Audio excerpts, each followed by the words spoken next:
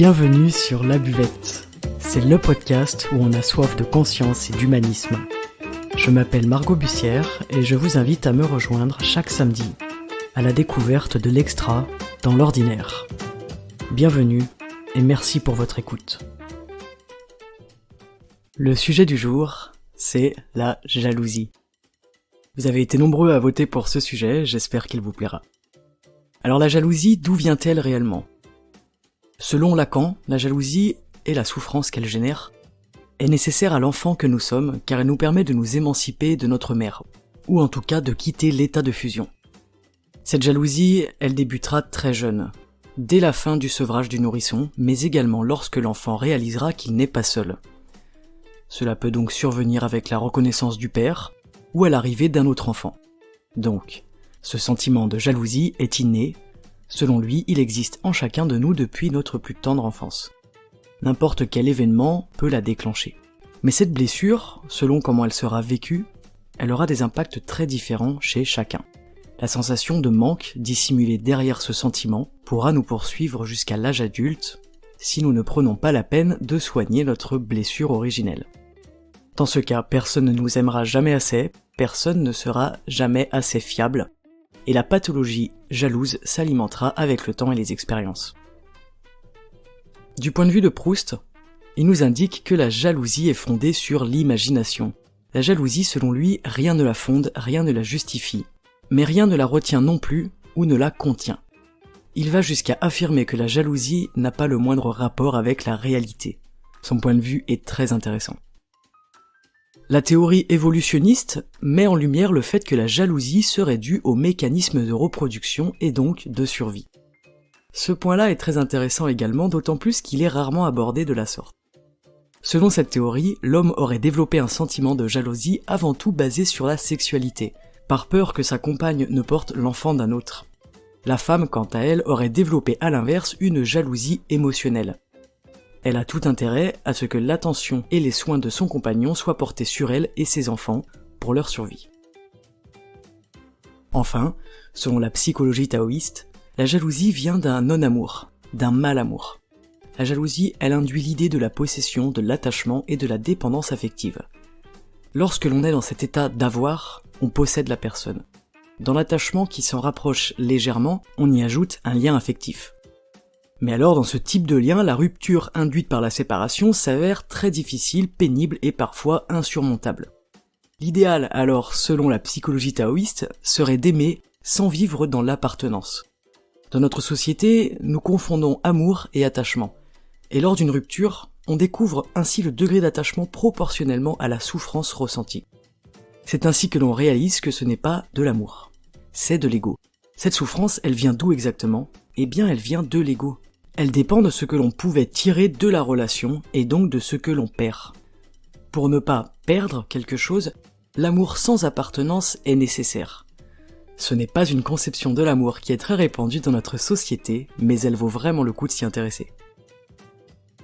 Ce qu'il est important de mentionner ici, c'est que la jalousie est une pathologie. Elle est donc involontaire. Elle ne s'accompagne d'aucun dysfonctionnement organique ou physique, mais elle exerce une réelle douleur pour celui qui la vit. Cependant, la bonne nouvelle, mesdames, messieurs, et il y en a toujours une sur la buvette, c'est que la jalousie, ça se travaille. Travailler sur vous et sur ce sentiment de jalousie, même s'il vous semble infime, ça ne peut que vous faire grandir, vous faire aimer mieux et vous permettre de mieux vous aimer vous-même. Nous reviendrons plus tard sur le rapport entre la jalousie et l'amour de soi. En tout cas, c'est une blessure initiale qui se répète toute notre vie. D'où le double intérêt de travailler dessus. La jalousie et l'amour. Est-on jaloux à cause de ce que l'on soupçonne, ou soupçonne-t-on parce que l'on est jaloux ?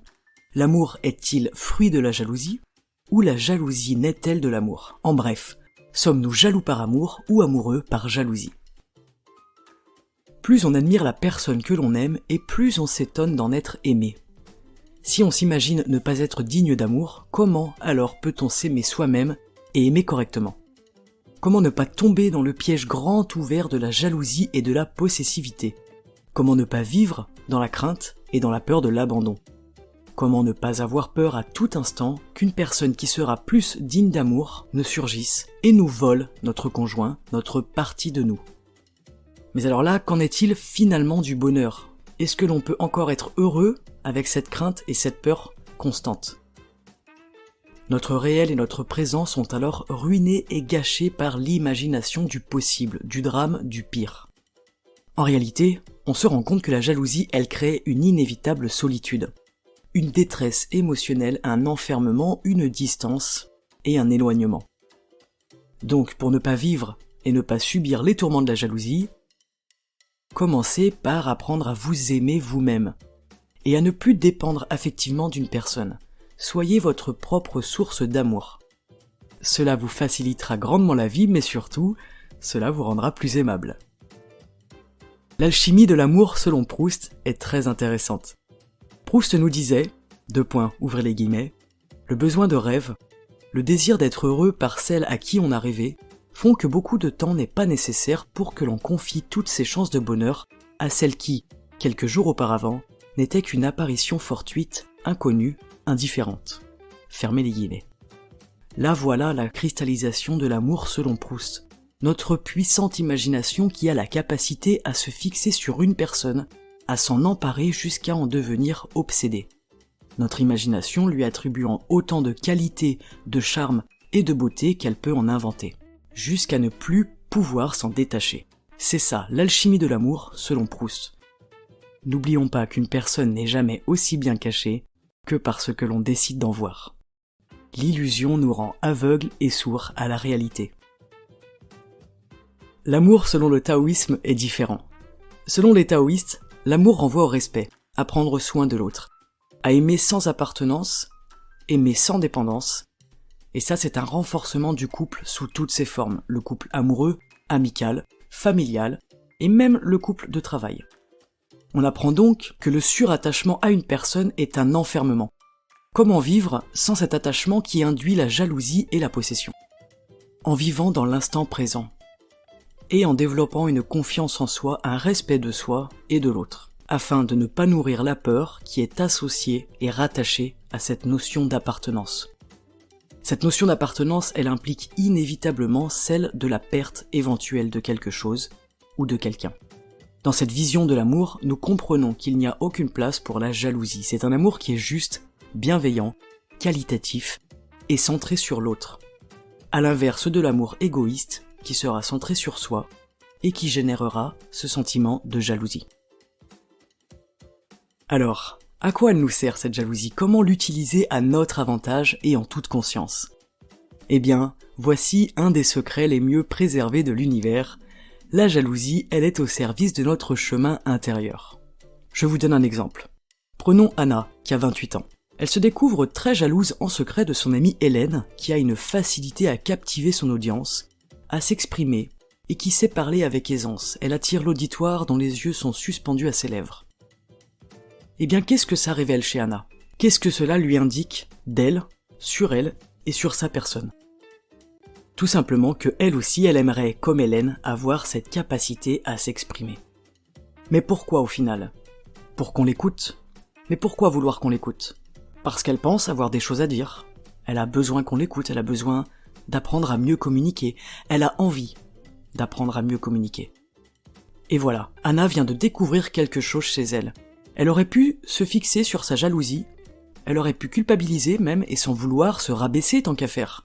Mais si elle décide d'emprunter le chemin du questionnement et de la connaissance de soi, voilà que la jalousie lui révèle une partie de son être profond. Est-ce que ce n'est pas fabuleux?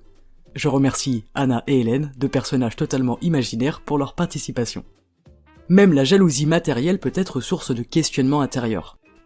Prenez une feuille et un stylo et faites une liste en toute honnêteté, en toute intimité, de ce dont vous êtes jaloux autour de vous. Non pas dans le but de vous rabaisser personnellement ou de vous juger, cela ne vous servira à rien du tout, mais dans le but de mieux vous connaître, de vous comprendre, d'accepter aussi que vous éprouvez de la jalousie. Cela fera travailler votre ego de lui faire accepter qu'il peut être jaloux parfois. La jalousie est l'amour de soi. La jalousie permet de révéler ce que nous n'aimons pas assez chez nous. Elle devient donc un moteur pour apprendre à se connaître mieux. C'est un indicateur de notre amour-propre, de nos blessures, les blessures d'abandon, de trahison. Elle nous permet de travailler sur nous, à l'intérieur de nous, afin de s'autoriser et s'offrir le luxe de devenir libre et heureux. La jalousie, elle n'est pas là par hasard. D'ailleurs, rien n'est jamais là par hasard, vous le savez bien, à force que je vous le rabâche constamment. Alors, servez-vous-en de cette jalousie, qu'elle soit infime ou absolument dévorante, elle mérite votre attention, comme tout ce qui se passe à l'intérieur de vous. Si vous êtes en relation avec quelqu'un de jaloux, vous pouvez également travailler sur vous. Pourquoi ce schéma vous attire-t-il ? Est-ce que c'est la première fois ? Est-ce que c'est quelque chose de récurrent ? Qu'est-ce que cela vous fait ressentir ? Vous l'aurez compris, la jalousie c'est un excellent moyen de travailler sur soi, alors pourquoi s'en priver ? Voilà, c'est tout pour ce sujet passionnant. Comme à mon habitude, j'ai dû faire des choix et sélectionner des informations à partager avec vous, mais je pourrais aborder ce sujet pendant des heures sans en faire complètement le tour. Si ce sujet vous intéresse, je vous conseille l'essai sur la jalousie de Nicolas Grimaldi. Je vous remercie d'avoir écouté ce podcast et de continuer à faire vivre cette chaîne, c'est grâce à vous qu'elle existe.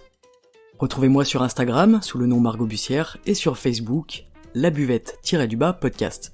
Cette semaine, venez voter pour le prochain épisode de la buvette. J'espère que ce sujet vous a plu, si c'est le cas n'hésitez pas à le partager à vos amis, qu'ils soient jaloux ou non d'ailleurs. Si le sujet de la dépendance affective et relationnelle vous intéresse, je vous invite à aller lire l'article que j'ai rédigé à ce sujet sur mon site margotbussière.fr.